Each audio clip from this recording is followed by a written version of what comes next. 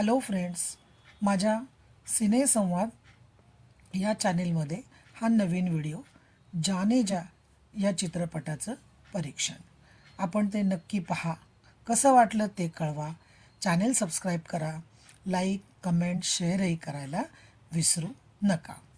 तर जाने जा हा चित्रपट खूप वेगळ्या कथेचा चित्रपट आहे. काही चित्रपट हे कथेसाठी बनवलेले कथेचे जबरदस्त गारुड असते.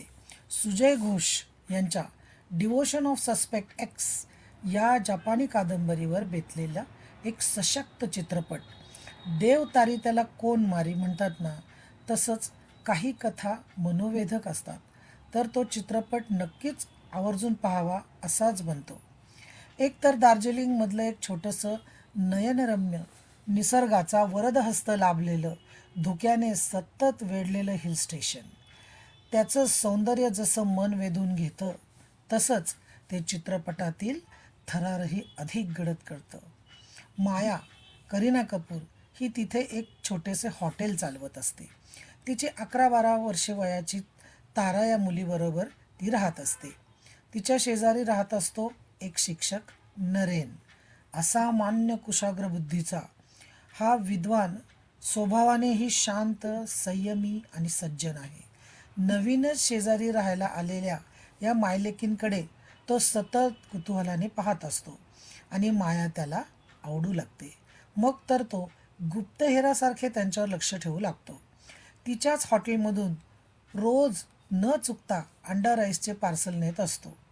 माया ही एकल पालक म्हणजे सिंगल पेरेंट असल्याने मुलीवर, तारावर तिचं अतिशय प्रेम आहे. संथ आणि बऱ्यापैकी सुखाने चाललेल्या या मायलेकींच्या आयुष्यात एक जोरदार वादळ येतं.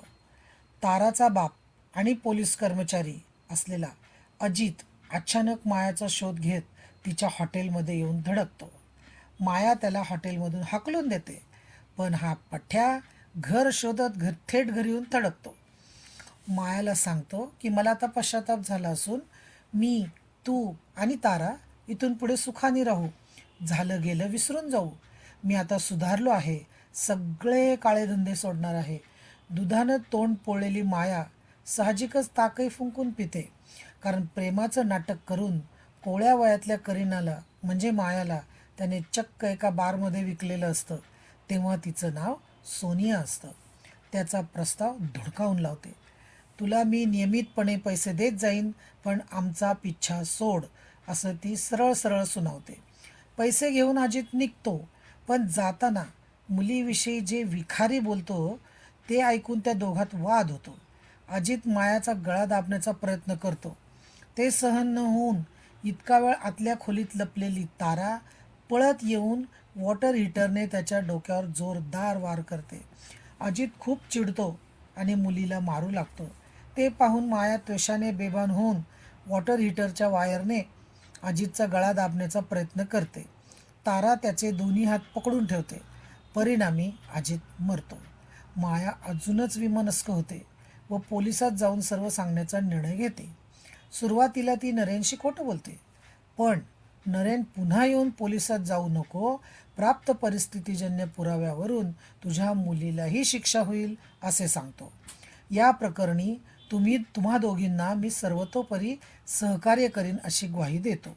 फक्त मी सांगतो तसेच आणि तेवढेच बोला. मी सांगतो तसेच वागा असं बजावून सांगतो.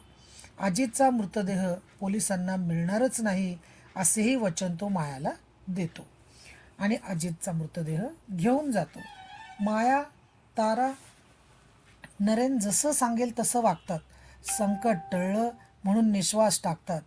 तोच करण नावाचा विशेष पोलीस अधिकारी अजितच्या खुनाचा तपास करण्यासाठी येतो. तोही स्थानिक पोलिसांहून अधिक चातुर्याने तपास करत असतो. मायाने दिलेले पुरावे हे खोटे आहेत हे तो जाणून आहे, पण तो ते सिद्ध करू शकत नाही. योगायोगाने तो नरेनचा वर्गमित्रच निघतो. तपासासाठी सतत येण्याने माया आणि करण यांच्यात भावबंध जुळू लागतात. त्यामुळे नरेन दुखावतो, पण तरीही खूप संयमाने घेतो. शेवटी कंटाळून करण केसची फाईल बंद करण्याचे ठरवतो. मायाच्या हॉटेलमध्ये येऊन तिलाही सांगतो. पण मायाची मदतनीस प्रेमा त्याला जे सांगते ते ऐकून तो जानच रद्द करतो. पुनश्च तपास सुरू करतो. त्याचा तपास शेवटी नरेनपाशी येऊन थांबतो आणि नरेनने खुद्द मीच अजितचा खून केला म्हणून पोलिसात स्वतःहून हजर होतो. चित्रपटाचा शेवट आणि सर्वोच्च बिंदूवरील थरार चित्रपटातच पाहण्याजोगा आहे. नुसता चित्रपट म्हणून नाही तर या चित्रपटाची इतरही खूप बलस्थाने आहेत. तारा ही गोंडस निरागस मुलगी आणि तिने केलेला बऱ्यापैकी अभिनय. ग्लॅमरस भूमिका नसूनही सुंदर दिसणारी करीना. आईच्या भूमिकेत ती काकणभर अधिकच सुंदर दिसते आणि अभिनय तर कमालीचा करते. कुशाग्र बुद्धीचा नरेन एक आदर्शवादी, कळकळीचा, विद्यार्थीप्रिय गणिताचा शिक्षक, एकटाच बुद्धीवर खेळणारा, कराटेमध्ये मातब्बर असणारा, एक संयमी, शांत, एकतर्फी प्रेम करणारा प्रेमी, थंड डोक्याने खून करून विल्हेवाट लावणारा, माया आणि करणच्या जवळकीने दुखावलेला, ही सर्व रूपे त्याने अक्षरशः जिवंत उभी केली आहेत. त्याची वेशभूषा, केशभूषा त्याचं व्यक्तिमत्व आणखीच अनेक पदरी बनवतात. चित्रपटाचं 75% श्रेय खरं तर यालाच दिले पाहिजे. करण एक हुशार, देखणा, हजरजबाबी आणि कार्यक्षम पोलीस अधिकारी. त्याची तपासाची पद्धत, त्याचं खोडकर बोलणं, खोडकर वागणं सारंच काही मस्त जमून आले. करणचा स्थानिक साधाभोळा मदतनीस त्यानेही या छोट्याशा भूमिकेचं चीज केलं आहे. अजितने अतिशय उत्तम रीतीने साकारलेला खलनायक खूपच चीड आणतो. प्रेमा ही करीनाची हॉटेलमधील मदतनीस. तिनेही ही छोटीशी भूमिका छान निभावली आहे. चित्रपटाचं संगीत सामान्य पण पार्श्वसंगीत मात्र खूपच छान आहे. नेपथ्यही बहारदार. करीनाचे घर, हॉटेल, नरेनचे घर, पोलीस चौकी, शाळा, बार सगळं काही अप्रतिम. छान जमून आलेला, सतत उत्कंठा वाढवणारा थरार, सामान्य लोकांच्या आयुष्यातली आंदोलनं अत्यंत नैसर्गिकपणे आणि शांतपणे हाताळणारा हा सिनेमा मला खूप आवडला. तुम्हीही नक्कीच पहा. पण अजितचा खरा मृतदेह कुठे गेला? सर्व लपवाछपवी व्यवस्थितपणे करूनही नरेन स्वतःवर खुनाचा आळ का घेतो? नरेन वेडा का होतो? या प्रश्नांनी लावलेली चुटपुट मात्र विसरून जा. आता हे परीक्षण तुम्हाला कसे वाटले मला नक्की कळवा. माझं चॅनेल सबस्क्राईब करा, शेअर, कमेंट आणि लाईकही करा. थँक्यू.